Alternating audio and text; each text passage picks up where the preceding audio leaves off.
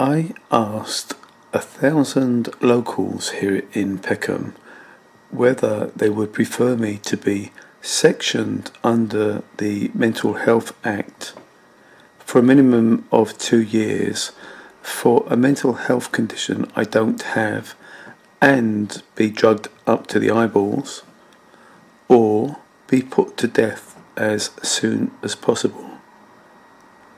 The results are in, and 100% of this group of Peckham people polled were unanimous that I should be killed, ideally before the end of the week. Before my untimely passing, let's take a look at the report from Dr. Comley, the psychiatrist I've seen twice, which is 2 times too many. Perhaps I'm expecting too much from a psychiatrist, but for a specialist of the mind, I was surprised he was so lacking curiosity about my evidence, but very quick to arrive at his wrong and ignorant conclusion that I have a delusional disorder. Is it any wonder I have the opinion this smacks of a psychiatric reprisal? Hiding rather than seeking the truth appears to be the priority. Both the Notting Hill Genesis Housing Association and Dr. Comley lack interest in why the neighbour in the flat opposite with her children shout verbal abuse and threats at me from just inside their flat door.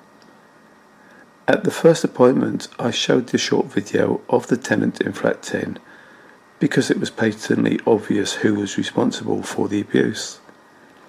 I have videos of other tenants and children being abusive towards me, but because I don't know who they are or which flats they live, the number 10 video was the obvious choice for Dr. Comley to watch. Here's that short video.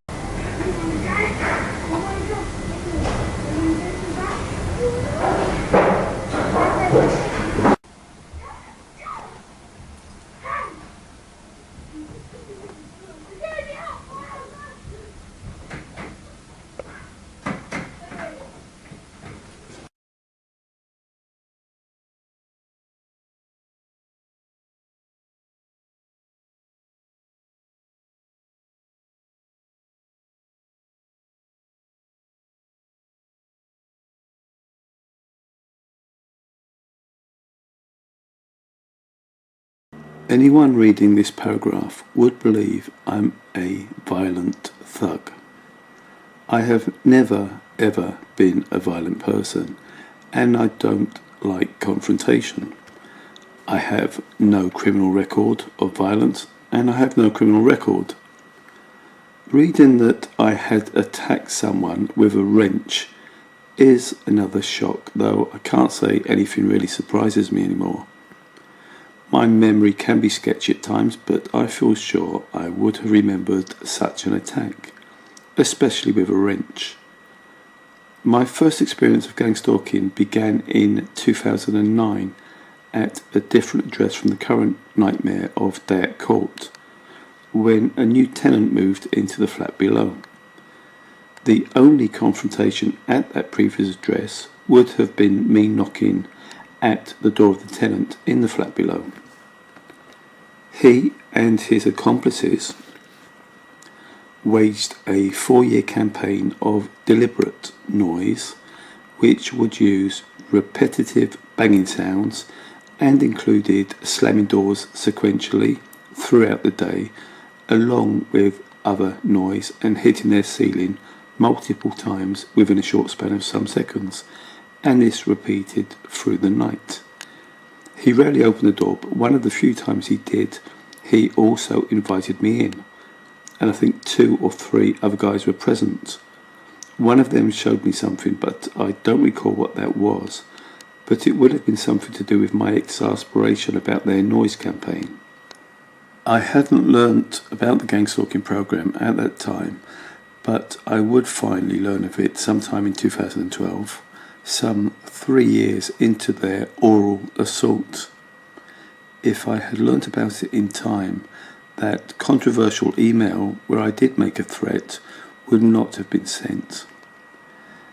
As I was being sleep deprived every night and had the daily barrage of noise to also contend with, and the council doing nothing to help, and they wouldn't loan me use of any recording equipment, which I did ask for, you might understand why I sent that email.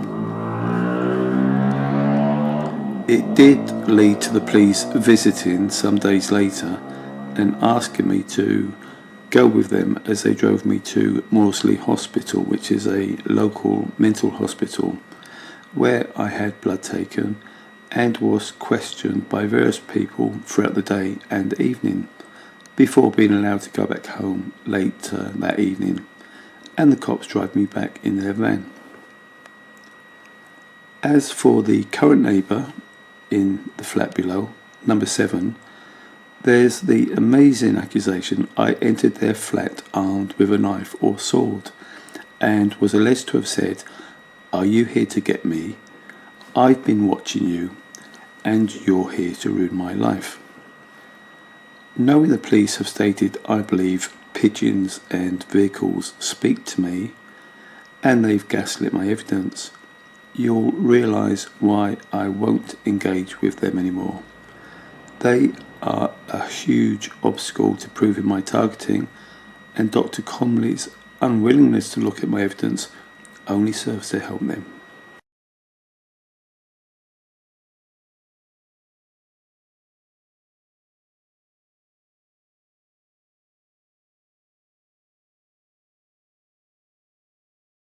Dr. Comley mentions my stated belief of persecution from others.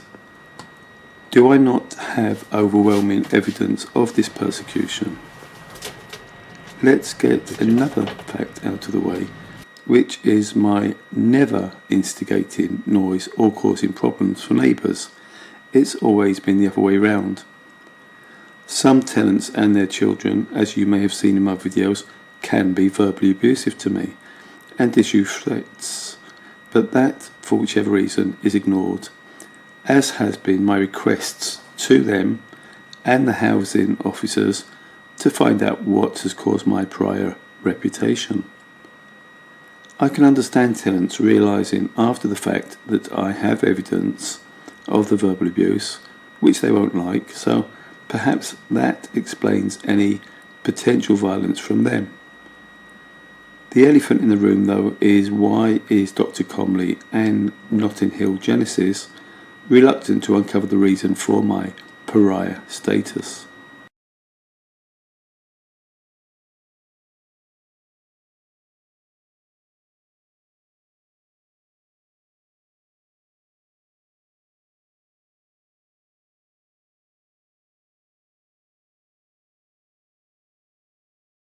The doctor states there is no evidence of me being a direct threat to my brother.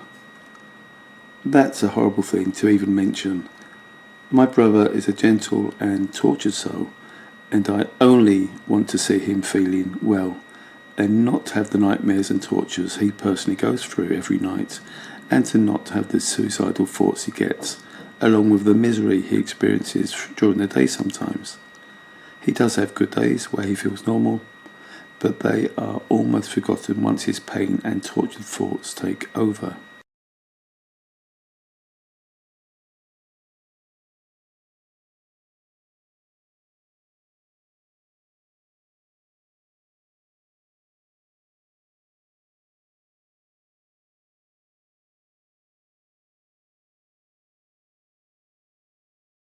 Impression.